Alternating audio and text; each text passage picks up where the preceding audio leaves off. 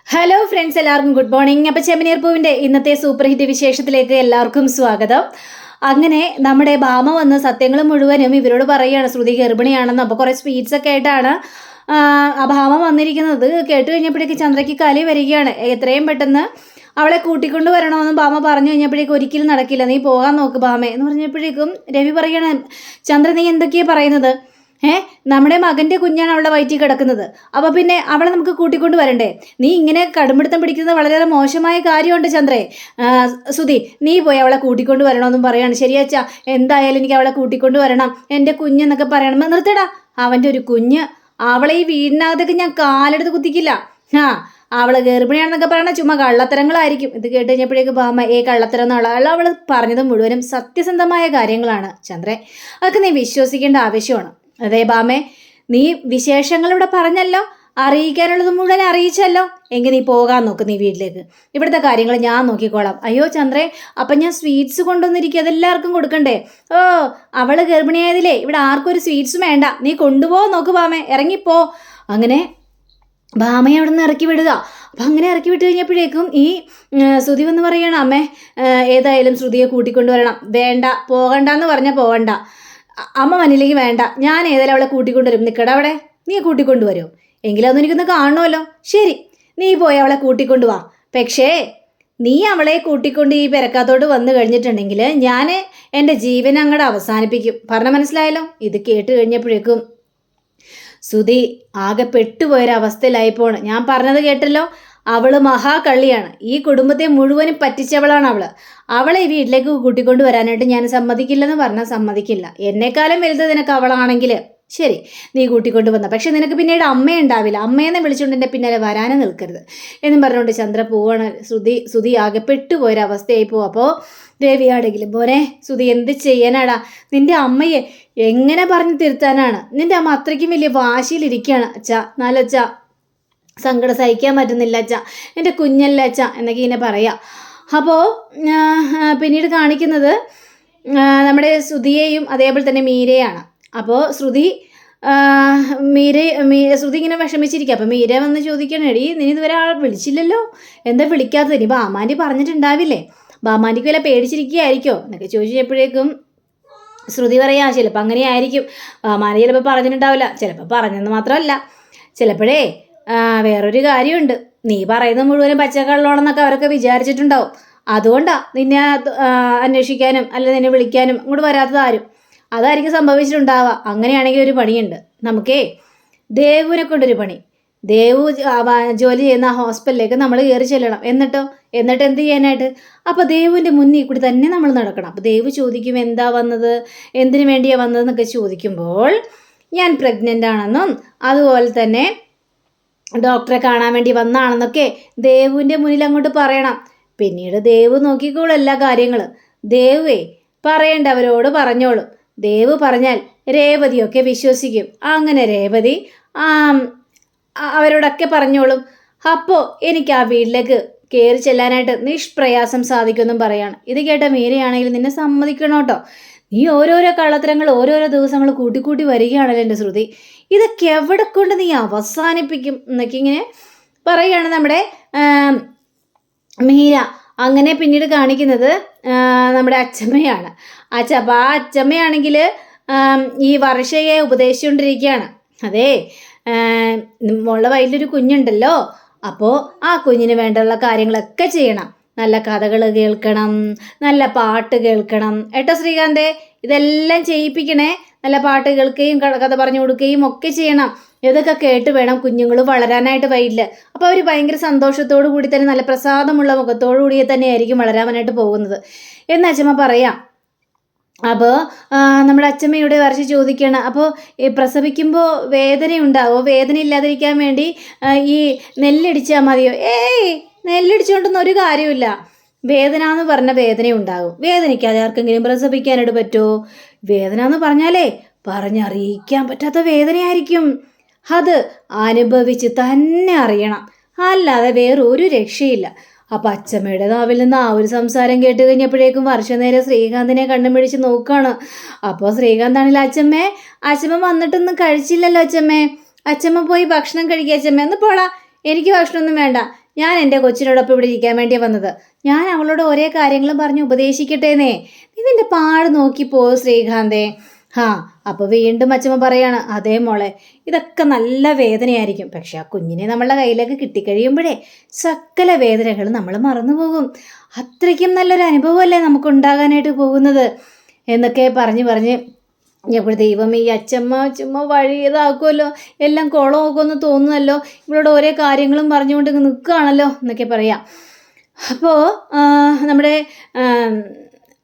ഈ ഇതാണെങ്കിൽ അത് രേവതിയാണെങ്കിൽ അച്ഛമ്മേ എന്നും പറഞ്ഞുകൊണ്ട് വിളിക്കുക. അപ്പം അച്ഛമ്മ ഓടി വരിക. അച്ഛമ്മ അതിൽ രേവതി വിളിക്കാന്ന് പറഞ്ഞിട്ട് ഓടിപ്പോവുകയാണ്. പോയി കഴിഞ്ഞപ്പോഴേക്കും ശ്രീകാന്തിനെ തുറപ്പിച്ച് നോക്കുകയാണ്. അപ്പോൾ ഞാൻ എന്ത് ചെയ്യാനാണ് അച്ഛമ്മ അങ്ങനെ പറഞ്ഞതിന്? അച്ഛമ്മ ചുമ്മാ പേടിപ്പിച്ചാന്നേ. അങ്ങനെയൊന്നും ഉണ്ടാവില്ലോ, അങ്ങനെയൊന്നും ഉണ്ടാവില്ല, അതിനെ ശരിയാക്കി തരാം ഞാൻ എന്ന് പറഞ്ഞോണ്ടാ വർഷ. അങ്ങനെ അച്ഛമ്മ നേരെ ഭക്ഷണം കഴിക്കാനായിട്ടിരിക്കുക. സച്ചിയാണെങ്കിലും മോതയും പെറുപ്പിച്ചുകൊണ്ട്, എന്താണ് സച്ചി നീ മാറി നിൽക്കുന്നത്? ഇങ്ങോട്ട് വാട സച്ചി. എടാ നീ എൻ്റെ അടുത്ത് വന്ന് ഇരിക്കുന്നു. ഇല്ല, ഞാൻ ഇരിക്കൂല. അച്ഛമ്മയ്ക്ക് ഇപ്പം എന്നെ ഒന്നും വേണ്ടല്ലോ. എടാ അങ്ങനെ പറയരുതെടാ. എടാ വർഷയെ നമ്മുടെ കുട്ടി തന്നെയല്ലേ, അവരോടൊക്കെ ചില കാര്യങ്ങളൊക്കെ പറഞ്ഞ് മനസ്സിലാക്കിക്കണ്ടേ. നീ ഇവിടെ വന്നിരിക്കുക. ഇനിയേ ഈ കുഞ്ഞുങ്ങളെന്നൊക്കെ പറഞ്ഞാലേ അത് ദൈവത്തിൻ്റെ അനുഗ്രഹം പോലെ ഇരിക്കും. നിങ്ങൾ രണ്ടുപേരും വിചാരിച്ചിട്ട് കാര്യമൊന്നുമില്ല. അതിന് ദൈവത്തിൻ്റെയും കൂടി ഒരു ഇത് വേണം. അതിനു വേണ്ടി നിങ്ങൾ ചുമ്മാ വീട്ടിലിരുന്നിട്ട് കാര്യമുണ്ടോ? ദൈവങ്ങളെ കാണണം, വഴിപാടുകൾ കഴിക്കണം, അങ്ങനെ ഒരുപാട് കാര്യങ്ങളെല്ലാം ചെയ്യാനുണ്ട്. എന്നാൽ മാത്രമേ നിങ്ങളുടെ ഇടയിലേക്ക് ഒരു കുഞ്ഞ് ജനിക്കത്തുള്ളന്നേ. അപ്പോൾ കുഞ്ഞ് വൈകുന്നതിൻ്റെ ഇതൊക്കെ നമുക്ക് പ്രശ്നങ്ങളെല്ലാം പരിഹരിക്കണം. അതിനു വേണ്ടി നിങ്ങൾ രണ്ടുപേരും ഒരു യാത്രയൊക്കെ പോകണം. എൻ്റെ പൊന്നച്ചമ്മേ, എങ്ങോട്ട് യാത്ര പോകാനാ? എങ്ങോട്ട് യാത്ര പോകാനൊന്നും പറ്റില്ല. പോകണം, വീട്ടിൽ തന്നെ അടഞ്ഞുകൂടി ഇരുന്നിട്ടൊന്നും യാതൊരു കാര്യമില്ല. നീ പെട്ടെന്ന് തന്നെ ഒരു യാത്ര പോകണം. നിങ്ങൾ രണ്ടുപേരും കൂടി ചേർന്നിട്ട്. അച്ഛമ്മ ഏതായാലും ഇപ്പോൾ വേണ്ട, വർഷയുടെ കാര്യങ്ങളൊക്കെ നോക്കാൻ വേണ്ടി ഞങ്ങൾ ഇവിടെ തന്നെ ഉണ്ടാകണം. അതുകൊണ്ട് ഇനി കുറേയൊക്കെ കഴിഞ്ഞിട്ട് മതി എന്നൊക്കെ പറയാം. അപ്പം അച്ഛമ്മയ്ക്ക് സങ്കടം തോന്നുകയാണ്. അപ്പം അച്ഛമ്മയോട്, അതേ രേവതി, നിനക്കൊരു കാര്യം അറിയോ? അച്ഛമ്മ പണ്ട് എന്നെ ചെറുതിലെ അച്ഛമ്മയുടെ മടി കിടത്തി ഇങ്ങനെ ഉറക്കുമായിരുന്നു. അങ്ങനെ മടി കിടന്ന് ഉറങ്ങുമ്പോഴൊക്കെ ഞാൻ അച്ഛമ്മയോട് ഓരോരോ കാര്യങ്ങളും ഓരോരോ ആഗ്രഹങ്ങളൊക്കെ പറയുമായിരുന്നു. പക്ഷേ അച്ഛമ്മ എന്നോട് ഓരോരോ കാര്യം മാത്രമേ പറഞ്ഞിട്ടുള്ളൂ. നീ വലുതായി നിനക്കൊരു കുഞ്ഞുണ്ടാകുമ്പോൾ ആ കുഞ്ഞിനെ എൻ്റെ കൈകളിൽ തന്നെ തരണോട്ടൊന്ന്. ആ ഒരാഗ്രഹം ഇപ്പം എനിക്ക് സാധിച്ചു കൊടുക്കാൻ പറ്റുന്നില്ല. എന്ത് ചെയ്യാനാണ് അച്ഛമ്മ എന്ന് പറഞ്ഞുകൊണ്ട് ആ ഒരു സെൻറ്റിമെൻ്റൽ കാർഡ് അവിടെ ഇറക്കുക. ഇവരിങ്ങനെ കാര്യങ്ങളെല്ലാം പറഞ്ഞ് സന്തോഷിക്കുകയും ചെയ്യാണ്. അങ്ങനെ ഈ രവിക്ക്, അപ്പോൾ രവിക്ക് ആകെ സങ്കടം തോന്നുക. അപ്പോൾ രവി ഇവിടെ ഇങ്ങനെ ഇരുന്നപ്പോൾ നമ്മുടെ രേവതിയും സച്ചിയും കൂടി വരികയാണ്. അപ്പോൾ ഈ രവിയോട് ചോദിക്കുകയാണ്, എന്ത് പറ്റി? അല്ല, അച്ഛനിങ്ങനെ മാറിയിരിക്കുന്ന സ്വഭാവമില്ലല്ലോ. അമ്മ വന്നു കഴിഞ്ഞിട്ടുണ്ടെങ്കിൽ അച്ഛന് ഭയങ്കര സന്തോഷമാണല്ലോ. ഇപ്പം അമ്മയോടൊരു അക്ഷരം മിണ്ടുന്നുമില്ല, ഇങ്ങനെ മാറിക്കുത്തിരിക്കുകയാണല്ലോ അച്ഛ എന്ന് സച്ചി ചോദിക്കാം. അതല്ല മോനെ, ആകെ സങ്കടമോ. നിനക്കൊരു കാര്യം അറിയോ? ശ്രുതിയും ഗർഭിണിയാന്ന് പറയാം. ഇത് കേട്ടുകഴിഞ്ഞപ്പോഴേക്കും പൗഡറിട്ടത് ഗർഭിണിയാന്നോ? അവള് ഗർഭിണിയാ. ബാമ വന്നാ ഇവിടെ സത്യങ്ങൾ മുഴുവനും പറഞ്ഞത്. എന്ത് ചെയ്യണമെന്ന് അറിയാൻ പാടാത്തൊരവസ്ഥ. അവളെ കൂട്ടിക്കൊണ്ട് വരാനായിട്ട് ഞാൻ ചന്ദ്രയോട് പറഞ്ഞു. പക്ഷെ ചന്ദ്ര അതിന് സമ്മതിക്കുന്നില്ല. ശ്രുതിക്കാണെങ്കിൽ ആകെ സങ്കടം തോന്നുന്നു. അവൻ്റെ കുഞ്ഞല്ലേ, അവന് സങ്കടം വരാതിരിക്കോ?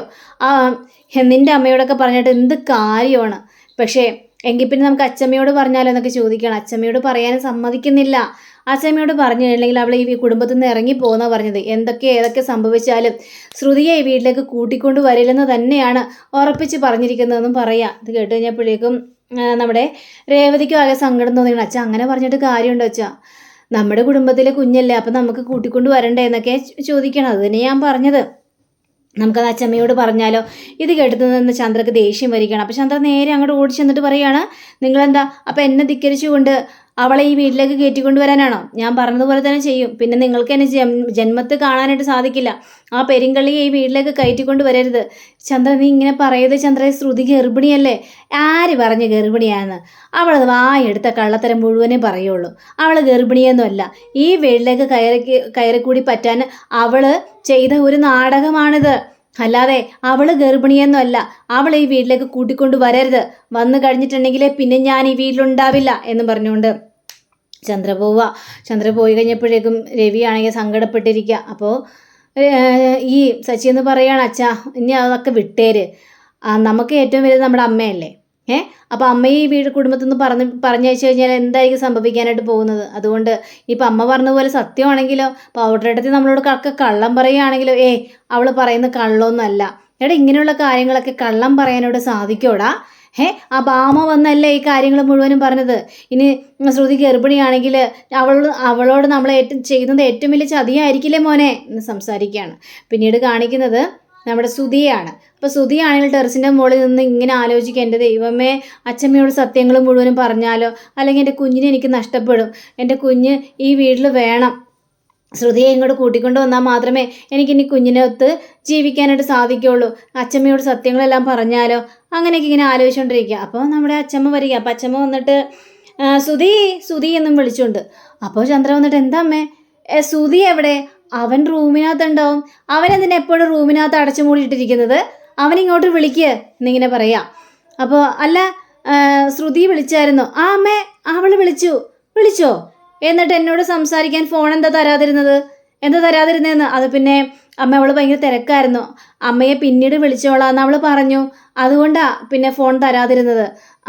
എന്നാലും അവൾക്ക് ബാംഗ്ലൂരിൽ നിന്ന് ഇങ്ങോട്ട് വരായിരുന്നല്ലോ, ഇവിടെ വിശേഷം ഉണ്ടെന്ന് അറിഞ്ഞല്ലേ, അപ്പോൾ ഇങ്ങോട്ട് വരായിരുന്നു. അവൾ കാണിച്ചതേ വളരെ തെറ്റായ കാര്യമായി പോയിട്ടോ എന്നൊക്കെ പറഞ്ഞു കഴിഞ്ഞപ്പോഴേക്കും, അമ്മേ അതൊന്നും കാര്യമാക്കാൻ നിൽക്കണ്ട അമ്മേ, എന്ത് ചെയ്യാനാണ് എന്നൊക്കെ പറയാം. അപ്പോൾ അതേ സുധി ഇറങ്ങി വരികയാണ്. അപ്പോൾ സുധി, ഇങ്ങോട്ട് വന്നേ, എടാ ഇങ്ങോട്ട് വാട, എൻ്റെ അടുത്ത് വന്ന് ഇരിക്കുന്നേ, ഞാൻ പറയട്ടെ. അങ്ങനെ സുധി പോയി ഇരിക്കുകയാണ്. എടാ, നീ എന്തിനാണ് എപ്പോഴും റൂമിൽ പോയി അടച്ചു മൂടിയിട്ടിരിക്കുന്നത്?